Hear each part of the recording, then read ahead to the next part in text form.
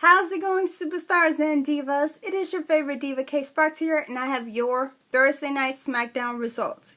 Now, Smackdown, it was kicked off by pretty much my favorites, Roman Reigns, The Usos, and my baby, Dean Ambrose.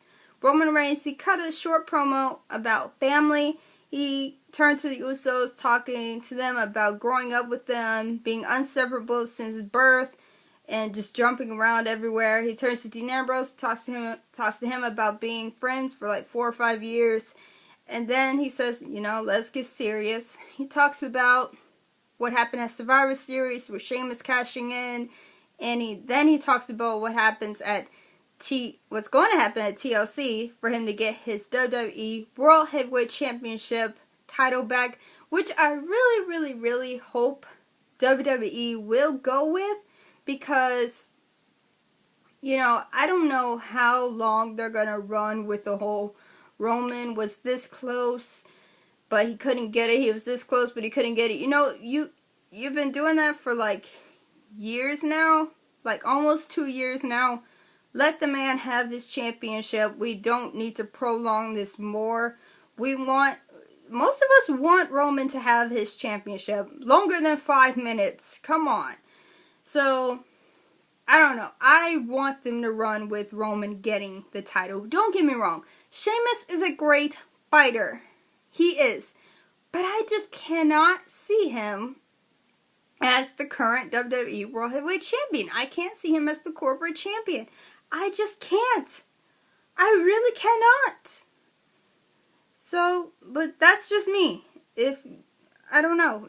Maybe that's just me, but I can't see it. I can't see it at all. He's not the corporate champion type like Seth Rollins was. But, like I said, that's me. Anyway, Roman says, that's TLC. TLC just feels like a long time. I want to fight tonight. So he calls out Sheamus and the League of Nations. First, they didn't want to come out. So Roman made it clear that I don't want to wait. Get out here now. And, that called him out. As soon as Roman told him, he doesn't want to wait all day.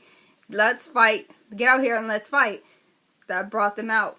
And Sheamus, he came out being all smug and everything. And trying to be playful about every single thing. And including talking about his shirt, which says Sheamus 5'15". I mean, come on, people. Enough with the whole shortest reign ever type of thing.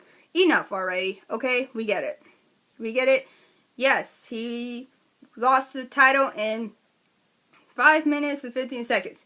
Some people have lost their titles shorter than that. So, but, that's my opinion. And Sheamus, he boosts up his companions, which is Alberto Del Rio, Rusev, and King Barrett. Correct me if I'm wrong, but those guys, I just don't see why they need to surround Sheamus. The way I see it, those guys are supremely great athletes, but right now they are playing superstar bodyguards for Sheamus. That's it. That is all their role is right now, is playing Sheamus's superstar bodyguards. Yes, I said it. They're his superstar bodyguards because all they're trying to do is keep Sheamus from harm. Come on now. Even Seth Rollins was able to fight some of them.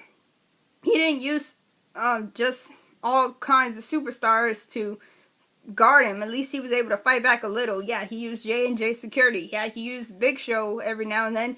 And yeah, he used Kane most of the time. But come on now. Seriously? Didn't you form a group? Oh boy. Anyway, moving on. Sheamus, he boosted up his bodyguards, as I'm going to call them. And he basically accepted Roman's challenge to fight. And he said, okay, it's going to be us, the League of Nations, versus you, Roman Reigns, and your team. But before Sheamus could continue, out comes the New Day. Always butting in everybody's business. And the New Day, they come out and saying that per officials and we all know who those officials are. It's the Authority. Come on. And it said, per the officials, in order for Dean Ambrose and the Usos to join you in the match against the League of Nations, they have to beat the tag team champions, which is us. And they did their little dance that they always do with the titles, and I don't get it. I don't get it. But I guess that's just their way of being silly. But Dean and the Usos have to beat the New Day in order to join Roman, or Roman will, as the New Day say it, he will be one versus all. So, of course, the Authority has to throw another little kink in the plans. But, moving on, we have our first match of the night. It is Tyler Breeze versus Neville. This was pretty much a back and forth match. It was pretty good, and Summer Rae, she was intervening in this match, and Tyler Breeze, he was able to connect with his finisher, new finisher, the Unprettier. He got the 1, he got the 2, he got the 3. Tyler Breeze won the match thanks to his accomplice, Summer Rae. After this match, we had an interview between JoJo and Becky Lynch, and there was some altercation, verbal altercation between Becky Lynch and Brie and Alicia. And then, once they were starting to go back and forth, we have the Divas Champion, Charlotte, come in. And I'm a little skeptical on Charlotte, especially after what she pulled on Monday, because she said she's going to be in Becky's corner against Brie and Brie Bella and Becky Lynch in the match tonight. So, like I said, I'm very skeptical. I'm not trusting Charlotte anymore. She's being very sneaky, very dirty fighter. So, we'll see what happens. The match, the Divas match, it was between Becky Lynch and Brie Bella. It was a great match. I love seeing Becky fight. But by the end of it, Brie Bella she won via disqualification because Charlotte intervened and attacked Brie Bella. And after the match, Charlotte and Becky got into an argument, which is understandable because Charlotte, you're just out there to give some support. You're not supposed to attack the person who's actually in the match. Probably attack Alicia Fox if she's messing with Becky, but not attack Brie since she is the legal competitor in the match. So I told you before, I didn't trust her being out there. I didn't trust her to begin with. And now it's just, I think this is just now starting to get in Becky's head.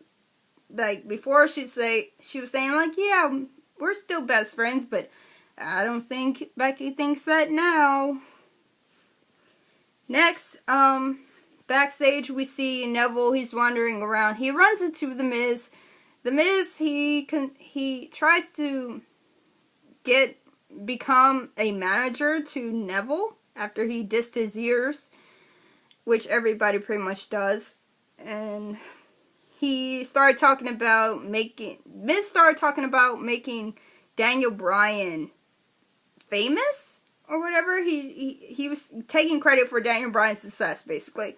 And he tried to bribe Neville with his business card and a copy of his new movie. And Neville, he was just disgusted by it. And we also had an interview by Renee Young to Lana and Rusev. And Lana, they talked about Ryback, and Lana, she called Ryback a barbarian, and he doesn't know what to do with a beautiful woman like her. And Rusev said that he knows how to handle a beautiful woman like Lana. And, you know, they're just being all googly, I'm so in love type of characters right now. It's a little bit too much for my taste. And Rusev also said that Ryback was a coward. He said that Ryback attacked Lana on Monday. But if you look at the tape, Ryback actually didn't attack Lana. The steps attacked Lana. You just happened to run into the steps and Lana was too close to the action. That's not Ryback's fault.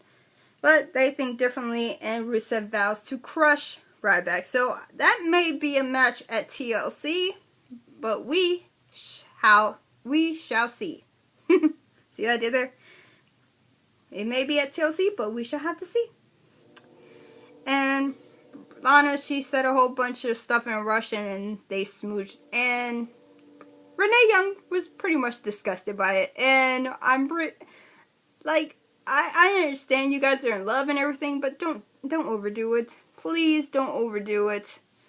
Like, I've seen you guys kiss enough. Like, knock it off. Next